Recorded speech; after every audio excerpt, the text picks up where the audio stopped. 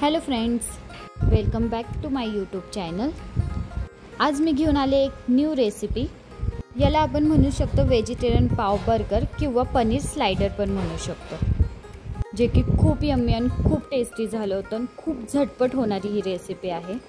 तुम्हाला ही रेसिपी इतकी आवडेल की तुम्ही एकदा बनवली की तुम्हाला सारखं सारखं बनवायचं मन करेल। खूप टेस्टी लागते, खूप चीजी आणि मस्त टेस्ट देत होतं। तर रेसिपी झटपट बघूयात।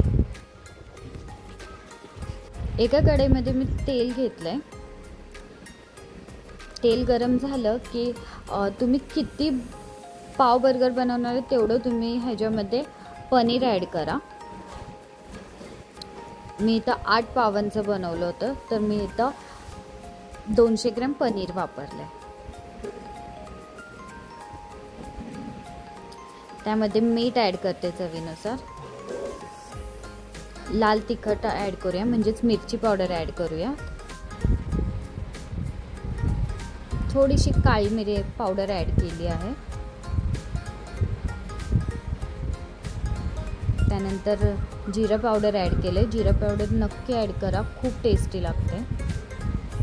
आणि इथं मॅगी मसाला ॲड केला आहे। व्यवस्थित मिक्स करून घ्यायचे पनीर मसाल्यांबरोबर।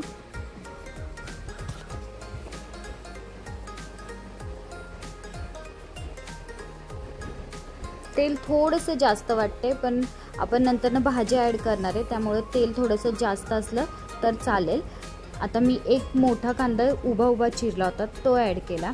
एक शिमला मिरची ती पण उभी उभी चिरली होती ती ॲड केली आहे। थोडंसं कोबी तो पण उभा उभा चिरला होता तो पण त्यामध्ये ॲड केला। मस्तपैकी भरपूर ताजी आणि कोथिंबीर ॲड केली। त्यानंतर शेजवान चटणी मी ॲड केले। टेस्टनुसार तुम्ही टाका। मी तर 2 चमचे शेजवान चटणी आणि 2 चमचे टोमॅटो सॉस ॲड केलं होतं। 15 ते 20 मिनिटं आता आपल्याला मस्तपैकी हे सगळं परतून घ्यायचंय।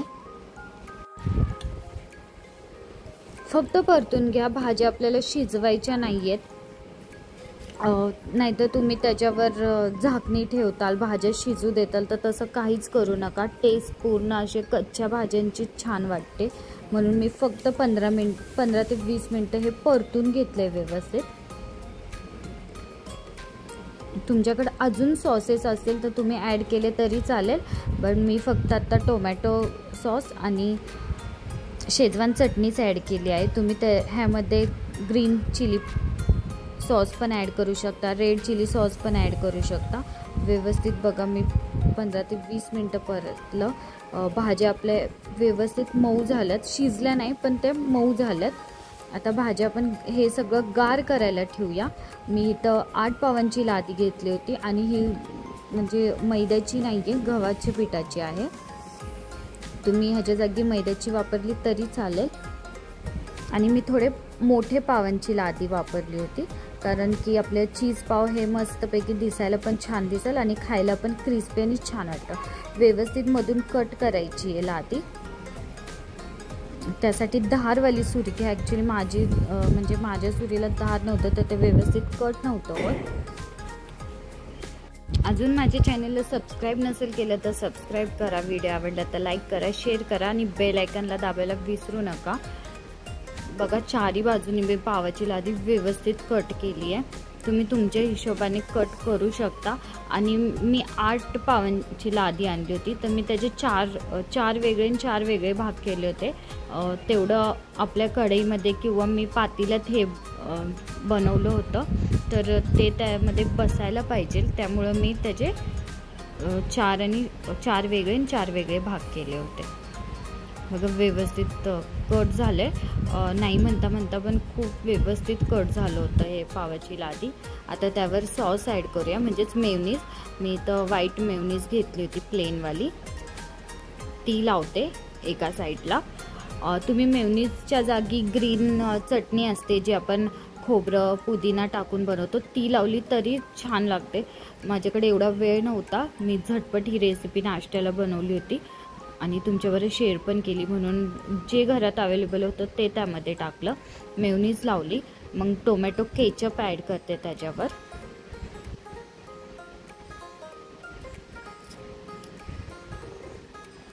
ते पण एका साईडला पूर्ण लावून घेतलं.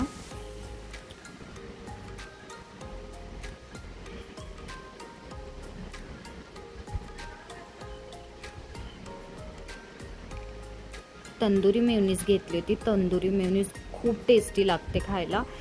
तुम्ही पिझ्झावर पण टाकली आणि तुम्ही कोणती रेसिपी करताना जर तंदुरी मेयोनीज टाकली तर ती खूप टेस्टी लागते. तर मी तंदुरी मेयोनीज एका साईडच्या पावाच्या लादीला ॲड केलं होतं, म्हणजे वरच्या साईडला, आणि खालच्या साईडला मेयोनीज आणि टोमॅटो केचप ॲड केला होता. आता जे पनीरचा आपण मसाला केला होता तो त्यामध्ये भरते. जेवढं तुम्ही जितपत तुम्हाला आवडेल तितपत तुम्ही भरलं तरी चालते. जास्त भरले तर खूप टेस्टी लागत होतं. तर इथं अजिबात कंजूसी करू नका, भरपूर मसाला ॲड करा, खायला टेस्टी लागायला पाहिजे आपलं पाव. बघा व्यवस्थित मी पूर्ण भरले. वरून मस्त फ्रेश कोथिंबीर टाकूयात. आणि माझ्याकडे मोझरेला चीज होतं ते मी ॲड केले. तुम्ही मोझरेला चीजच्या जागी स्लाइस चीज पण टाकू शकता. जे चीज स्लाइस भेटते ती टाकली तरी चालेल. घरात होतं मोझरेला चीज आणि इतकं गरमी आहे. मी व्हिडिओ टाकते तर मी पुण्याची आहे. पुण्यात तर खूप गरमी आहे. तुमच्या इथं गरमी आहे का नाही ते नक्कीच कळवा. आणि फ्रीजमध्ये ठेवून पण पूर्ण चीज एकमेकांना चिपकलं होतं आणि ते तिथंच मेल्ट झालं फ्रीजमध्ये. मग मी तसंच काढून ते पूर्ण पावावर चीज व्यवस्थित लावून घेतलं.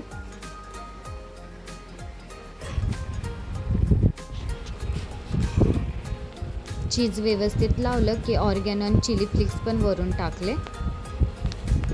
चिली फ्लेक्स आणि ऑर्गॅनो नक्की वापरा, खायला टेस्टी लागतं हा चीज पाव. जेव्हा ऑर्गॅनो आणि ते चिली फ्लेक्सची जी चव येते ना तर सेम असं पिझ्झा बर्गरसारखंच लागतं. ऑर्गॅनो वापरलं आता. आणि भरपूर पण नका टाकू, टेस्टनुसारच टाका ते.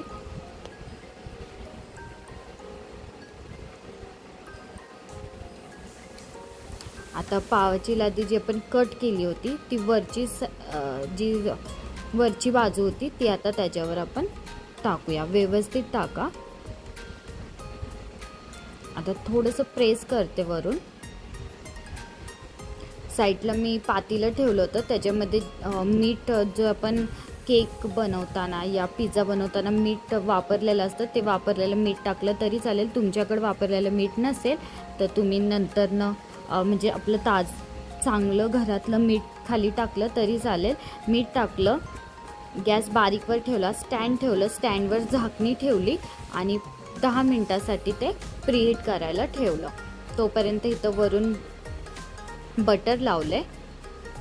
बटर नक्की लावा. मस्तपैकी जेव्हा वाफेत असं चीज मेल्ट होतं आणि आपलं पाव व्यवस्थित असं क्रिस्पी होतं तर खूप टेस्टी लागतं खायला. आता पाव आपण व्यवस्थित बघा असं उचलून घेऊयात. कशाच्या तरी मदतीने, हाताने बिलकुल ते उचललं नाही जाणार तर कशाच्या मदतीने ते उचला. पातेलं व्यवस्थित गरम झालं होतं. झाकणी पण मस्त गरम झाली होती. हात लावून बघितलं, चटका लागल असं झाकणी गरम झाली होती. आता त्याच्यावर हे पाव व्यवस्थित असं ठेवलंय आणि झाकण लावते. कोथिंबीर ॲड करते. जस्ट छान दिसतं म्हणून कोथिंबीर ॲड करते. आधी झाकणी लावत होते, मग लक्षात आलं की थोडंसं छान दिसण्यासाठी कोथिंबीर ॲड करूया, तर कोथिंबीर ॲड केली आणि झाकण लावते.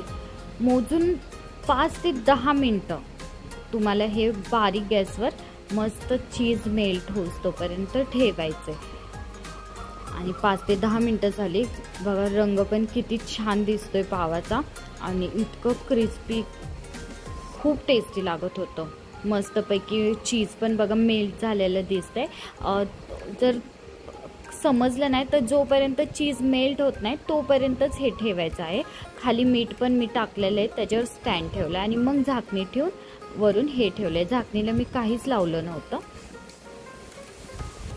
हे एक चार जे पाव होते, 4 पावांची जी स्लाइस होती ती काढली आणि अजून 4 पाव मी बनवून ठेवले होते ऑलरेडी, ते टाकलेत. झाकणी व्यवस्थित ठेवते आणि ताट टाकून ते पण ताट लावून ते पण 10 मिनटं आता मस्तपैकी चीज मेल्ट होतोपर्यंत ठेवते। आणि अगोदर आपण जे बनवलं होतं ते घेतलं आहे, तुम्हाला दाखवते तोडून किती छान मस्त चीज पण मेल्ट झालं होतं आणि खायला पण खूप टेस्टी लागत होतं। एन्जॉय करा, मुलांना बाहेरचं काही देऊ नका खायला, जेवढं होईल तेवढं घरातलेच वस्तू बनवून द्या त्यांना, जेणेकरून त्यांची तब्येत पण नीट राहील आणि त्यांना खायला पण खूप आवडेल अशा गोष्टी। असेच नवीन नवीन व्हिडिओसाठी माझ्या चॅनलला सबस्क्राईब करा, व्हिडिओ आवडला तर लाईक करा, शेअर करा आणि बेल आयकॉनला दाबायला विसरू नका। पुन्हा भेटूया आपण अशाच नवीन व्हिडिओसोबत, तोपर्यंत बाय बाय।